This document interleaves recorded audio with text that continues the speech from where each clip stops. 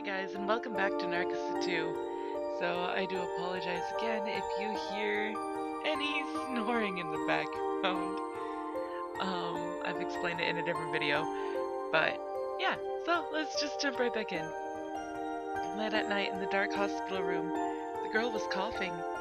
Right now all I could do was gently pat her back. The past few days, because she had been leaving most of her food, it was noticeable that her strength was weakening. And now she was clearly avoiding me. If I spoke to her, she would barely make a response, and the times where she would speak to me on her own totally disappeared. Amongst all that, suddenly she opened her mouth. Say, One-san? This...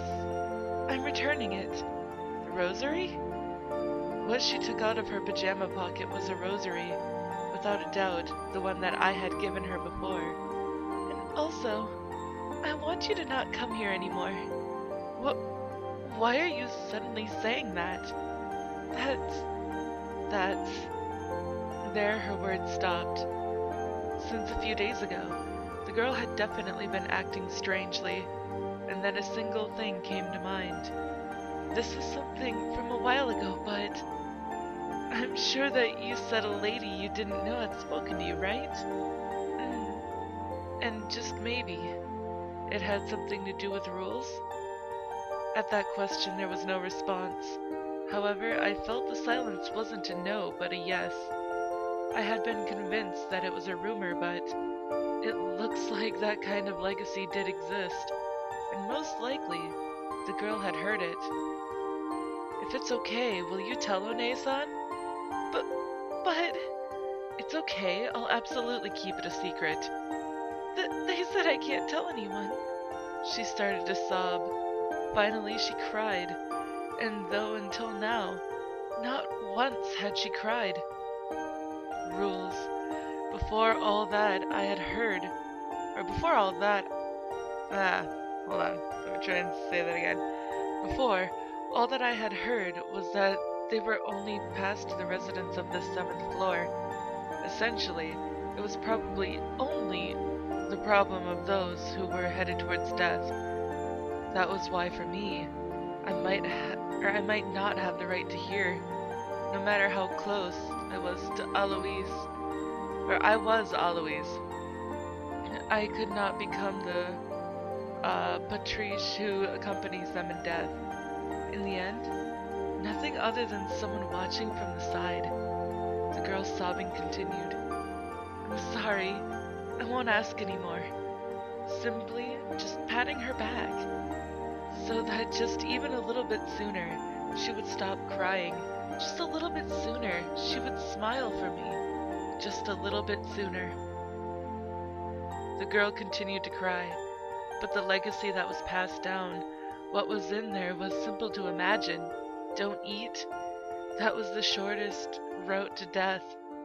That was something that us helpers had also suspected. Coming to a place like the 7th floor, people who died from the worsening of sickness was rare. Instead, almost as if on their own, they gave up food, simply weakening and then dying. I learned that those were common. Most likely that was not for their own sake. Financially, psychologically, for various reasons.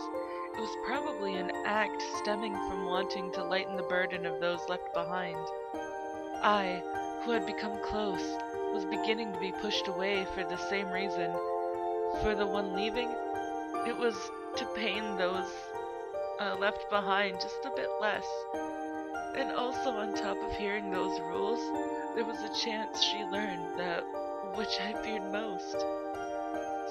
Say, One-san? Mom, Dad, where are they? I'm going to die? There my words choked. That doesn't tell me anything. Tell me the answer. I had thought to say something, but especially at a time like this, I knew that I had to say something.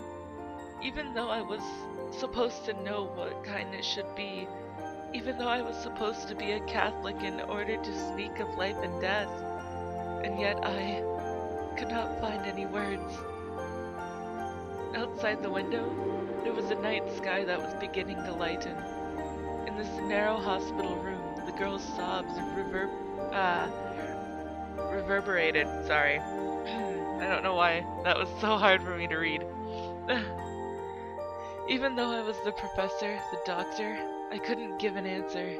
At this time, if I were a real doctor of the church, if I were Augustine or Jerome, maybe I could have answered with something.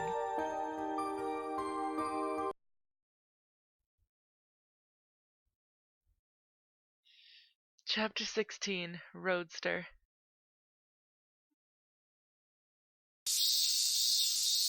Outside of the window was burning sunlight.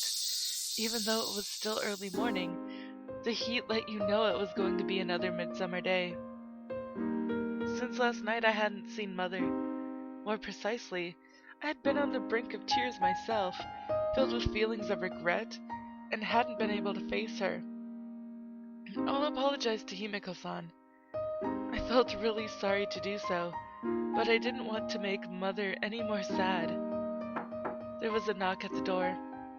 Satsumi, are you awake already? Mother? I opened the door. It was just before Mother left for her part-time job. I'm sorry about yesterday. Well, here, the two of you eat it together, okay? Eh? As she spoke, she handed over lunch boxes for two. Take care going. But, it's fine. As your mother, I thought it over. You're my precious daughter, but I can't be you. Softly, but she spoke with her usual kind face. That's why, as your mother, I want it so that Sesame can smile even just a bit more.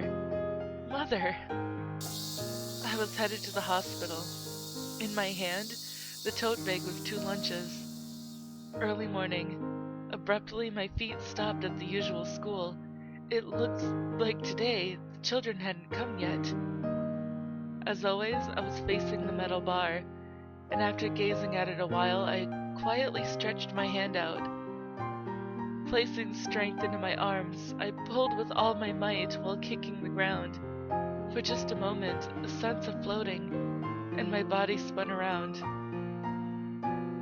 A somersault I hadn't done in a month. And then, from that slightly higher place, I looked around at the world. With arms that were beginning to shake from supporting my weight, this world that I could see, the me right now, as one of the parts that build up everyday life, might appear as if nothing was out of place. But that was an illusion. It's not like I was accepted. Placing the school behind me, I headed toward the hospital. I was sure she was waiting, so I hurried to her. Sorry to keep you waiting. Here, it's parked in the rear parking lot again. I understand. As I responded, I accepted the car key. Then I gave the message Himeko-san had entrusted to me. She said that this would be the last. Last? One-chan said that? I was told to tell you that. I see. Sadly, that was all Chihiro-san quietly murmured. Why was it you, I wonder? Behind those words was definitely a dissatisfaction towards herself for clearly being pushed away. And loneliness, sadness was there too. For being a kind and good person. Eh? Chihiro-san is different. Different? Yes, different from us. I'm sorry, but I don't get your meaning. I don't really understand it myself. Why did I say those words, I wonder? The exact reason not even I knew. But now, I had a feeling that I was coming to understand Himeko-san's feelings. Sorry, guys. The bay is being cute. But you know, even if I were different, I'm her sister. Spending up until now 20 years together, we're sisters, you know? Chihiro-san started to cry. Chihiro-san? The always composed and kind Chihiro-san was, for the first time, crying. That figure was neither the pleasant helper nor the resolved Catholic, just simply a helpless girl. Even though I'm always praying for One-chan, Chihiro-san continued to cry, and the only thing that I could do was gently pat her on the back. Some other words or technique, I just couldn't find them. Before, Himeko-san had said that for people, there were only 3 choices. Perhaps Himeko-san didn't want Chihiro-san to be Alois. I'm sorry, letting you see such a sight. Don't worry about it. And then I headed to Himeko-san. In my right hand, the key I received from Chihiro-san. In my left hand, 2 lunches that Mother had made for me. In the end, I didn't know what that final thing was. Even where we were headed, I hadn't been told. The parking lot. Here, I waited for Himeko-san, who would probably be coming soon. The car that I got to ride last time was today also washed to a shine. Surely Chihiro-san, or the person who we met before at the beach, was always keeping it clean. As I thought about that, sorry I made you wait. Himeko-san finally appeared, as always taking the key as if it were perfectly natural. However, her clothes were different from normal. They were probably work clothing? Something like white overalls, and were clothes that you couldn't call pretty even insincerely. What are those clothes? Ah, for today? It won't do without these clothes. Me in pajamas would have no meaning, you see. Even though normally, whatever she did, it had been in pajamas. Was it today she was not a resident of the 7th floor? The car door slammed shut. Setsumi, get in! I climbed inside the car. Like before, I was made to put on my seatbelt, and once that was verified, quietly the engine started. Well, we're going! Looking up, the sun was high above and it looked to be another hot day. Under that sky with a big turn of the wheel, the car slowly moved out. Exactly where we were headed, what we were going to do, I didn't know, however. Just like this, Himeko-san's final drive began. Reflecting the deep blue sky while running a red open-top car. A light engine noise was raised as familiar scenery went by, drowning out the voices of the cicadas as it continued on. Passing the intersection in front of the hospital, in moments we came out onto a large road.